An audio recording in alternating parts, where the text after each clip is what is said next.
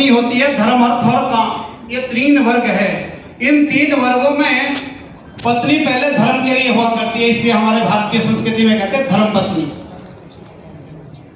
और कैसी हो वो? शुभशील युक्ता, वो उत्तम चरित्र की हो। शीलम शुभम भवति लगन वशेन तस्या, उसका जो अच्छा चरित्र होता है वो लगन पर आधारित होता है। किस लगन की बात करता है आचार्य? विवाह लगन की बात कर रहा है प्रोफेसर साहब। तस्मात् विवाह समय परिचिन्त्यते ही, वो प्रमाण है। संस्कृत में बड़ा तस्मात् शब्द जहां जैसे श्लोक में आया वो प्रमाण है, वो अकाट्य है, उसको कोई काट नहीं सकता। तस्मात् विवाह समय परिचिन्त्यते ही, यहाँ देखिए ही और लगा दिया भाई साहब, निश्चित रूप से उस कांड भी दे दिया और निश्चित भी कर दिया। उस काल को देखना परम आवश्यक है बेटा, जिस काल में विवाह हो।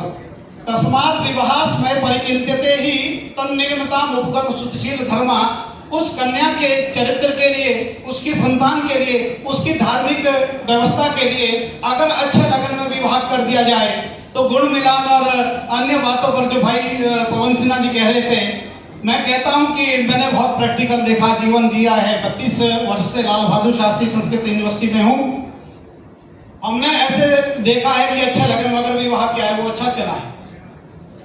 अनेक दोषों के बावजूद भी अच्छे लगन में किया गया, अच्छे उत्तम विधि से किए गए संस्कार से विवाह अच्छा चलता है, क्योंकि ये ऋषि प्रमाण वाक्य है।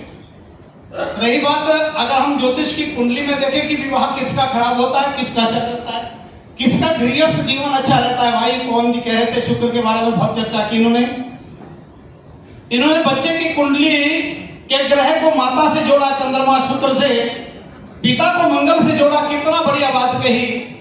चंद्रमा जब बालक का जन्म होता है तो उसके लिए बालारिष्ट के लिए कहता है आचार्य अभिलग्नात् स्तोपी देव मंत्री विनाशा हरिपरिगते शशांके विलोकी देव पाप विचरण विभानुनाम मृत्यु मुपेति बालक। चंद्रमा 6, 8, 12 में चला जाए और वो चंद्रमा पाप ग्रह से देखा जाए, गुरु लगन में क्यों ना हो, वो गुरु भी नहीं बचा सकता उसको।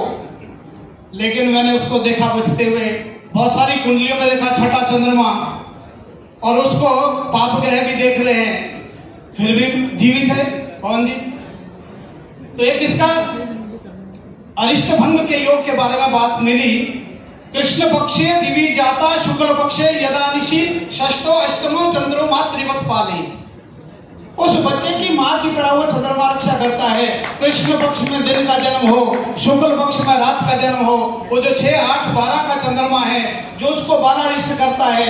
बालारिष्ट के बारे में कि सत्य मृत्यु को प्राप्त करता बालक। और मैंने देखा है एक बालक का जन्म हुआ गंगाराम, उसकी उस बालक की दादी मेरे पास आई पूछने, 3 दिन का वो बालक था, और वो पवन जी ज्येष्ठा नक्षत्र में, चंद्रमा छठे में वृश्चिक का, और वो चंद्रमा कृष्ण पक्ष का रात का जन्म। मन कहे कि ये बालक नहीं जिएगा, लेकिन हिम्मत ना हो कि कैसे बोल दूं मैं उसके सामने। मैंने 3 बारी उस महिला को पूछा क्या ये बालक ठीक है? कह रही ठीक है गुरु जी, बिल्कुल ठीक है। आप बिलीव नहीं करेंगे, 5वें दिन उसको एक फिट पड़ा उस सेकंड का, और वो नक्षत्र पार नहीं करा। 27 दिन का वो बालक जन्म पार नहीं कर पाया। नक्षत्र से पहले ही, जन्म नक्षत्र आने से पहले उसकी मृत्यु हुई। क्यों? क्योंकि चंद्रमा पीड़ित था। मानसिक रोग की बात की आचार्य जी ने। अगर चंद्रमा पीड़ित है तो उन्मादी होता है व्यक्ति, मानसिक रोगी होता है। यद्यपि भाई साहब ने चंद्रमा को काट लिया, केवल चंद्रमा से कुछ नहीं, लेकिन शास्त्र कहता राशि मैत्री शुभदा विवाह है। अनेक दोष होने के बाद भी वर वधू के राशि मित्र हो गए, दोनों की राशि आपस में मित्र होगी, उनके स्वामी आपस में मित्र है, तो विवाह विपरीत परिस्थिति में भी चलता है। बेशर्त है विवाह अच्छे संस्कार युक्त हो और अच्छे लगन में शादी की गई हो। कमल जी, इसमें एक चीज मैं और आपसे जानना चाहूंगी। ज्योतिष में एक कॉन्सेप्ट होता है अष्टक वर्ग का, और शादी के लिए अष्टक वर्ग में क्या देखा जाता है? कौन से ग्रहों के नंबर देखे जाते हैं? कौन से प्लेसमेंट के नंबर सबसे ज्यादा? आपको थोड़ा मैं यहाँ सुप्रिया नाम है जी, सुप्रिया जी, यहाँ ठीक कर दूं आपको। अष्टक वर्ग नहीं है, अष्टकूट गुण मिलान है जी। अष्टकूट गुण मिलान के 36 गुण होते हैं। तो उस अष्टकूट को जब हम मिलाते हैं, वो तब मिलाया जाता था जब 8 वर्ष की कन्या का दान किया जाता था, 9 वर्ष की, 10 वर्ष की, 10 वर्ष के बाद रजस्वला होने के बाद कन्यादान निषिद्ध माना जाता शास्त्र ने। तो इसलिए आपने हमारे इसी भारतवर्ष में देखा होगा कि पहले 8-9 वर्ष की कन्या का दान किया जाता था और 15 वर्ष के बाद उसका गौना होता था। उत्तर प्रदेश में तो बहुत होता था, मैं तो पहाड़ से हूँ, हिमाचल से हूँ, मैंने तो वहाँ देखा नहीं ऐसा, लेकिन यहाँ प्राय उत्तर प्रदेश में ऐसा अधिक हुआ करता था और भी आसपास के। तो गौना का और कन्यादान का क्या मतलब होता था, क्योंकि शास्त्र के अनुसार कन्यादान करने का जो समय था वो 9 वर्ष 10 वर्ष तक हुआ करता था। तो उस वक्त लड़का लड़की देखते नहीं थे और विवाह के मंडप पर ही सबसे पहले मिलते थे। अब अगर कर्मकांड में घुस गया तो फंस गया, टाइम क्या समय का अभाव है जी। और कर्मकांड में एक मंत्र आता है, जब कन्या वेदी में आती है तो परस्पर शिक्षण का एक मंत्र आचार्य पढ़ता है। उस मंत्र का अर्थ है, हम हे विधाता हम दोनों को बराबर दृष्टि प्रदान करें। आदरणीय मोदी जी ने जब शपथ ग्रहण किया था 2014 में, तो मुझे एक बात बड़ी उनकी याद रहती है अभी भी। उन्होंने कहा था हम पड़ोसी राष्ट्र को आंख नहीं दिखाएंगे और हम पड़ोसी राष्ट्र के सामने आंख नहीं झुकाएंगे, हम समान दृष्टि से देखेंगे। मुझे वो तुरंत वो मंत्र याद आया, कितनी बड़ी बात कह रहा है एक देश का प्रधानमंत्री, हम समदृष्टि रखेंगे, समदृष्टि में मित्रता हुआ करती है। इसलिए आचार्य ने वह मंत्र समदृष्टि का डाला कि कन्या और वर वहीं मिलते थे वेदी पर और उनकी दृष्टि जीवन पर्यंत सम रहती थी, आपस में प्रेम दृष्टि रहती थी। जी, परमानंद जी, आपने और यशवीर जी ने हमें बहुत खूबसूरती से विवाह का धर्मशास्त्र में और ज्योतिष शास्त्र में जिस तरह से इसका मतलब समझाया है, बहुत ही खूबसूरत तरीके से समझाया है। अमर उजाला के इस मंच पर आपके साथ हमारे साथ ही जो आपने अपना ज्ञान शेयर किया है, इसके लिए मैं आपका बहुत बहुत धन्यवाद करती हूँ। धन्यवाद। मैं कुछ जी। अंतिम में ज्योतिष की एक बात करके कह देता हूँ, समाप्त करता हूँ। क्या हमारा टाइम पूरा? जी जी बिल्कुल 8 मिनट है। बिल्कुल। अगर समय है तो कुछ हम ज्योतिष की चर्चा करें। सुबह से मंच देखा, कुछ बातें बहुत अच्छी लगी, लेकिन कुछ विडंबना भी है। जो भाई पवन जी ने भी दर्द अपना उनका भी झलका। देखिए, शास्त्र को हल्के में मत लीजिए। और एक बात और बताऊं, जो है यहाँ चल रहा था, मुझे उससे बेहद प्रसन्नता है कि ज्योतिषियों का सम्मान हो रहा है। लेकिन टैरो कार्ड कहाँ किस ज्योतिष की विधा है? टैरो कार्ड वाले टैरो कार्ड को मैं उन माताओं का, उन बहनों का हार्दिक अभिनंदन करता हूँ, उनका सम्मान होना चाहिए। लेकिन ज्योतिष का मंच सुप्रिया अलग है, टैरो कार्ड का मंच अलग होना चाहिए। ये ज्योतिष की कौन सी विधा है जहाँ टैरो कार्ड के बारे में बता दिया? किस शास्त्र में लिखा है मुझे बता। यह शास्त्र विद्युमुत्सृज्य वर्तते कामकारतः नासो सिद्धि माप्नोति नासुखं नाप्नोति। जो शास्त्र का परित्याग करता है वो इस लोक और परलोक में कभी सुख नहीं पाता। धन कमाना, भाई पवन जी ने कहा धन कमाना, मेरे कितने क्लाइंट हैं, मेरे 500 क्लाइंट हैं, 1000 क्लाइंट, ये बात अलग हुआ करती है। लेकिन शास्त्र प्रमाण कौन रखता है?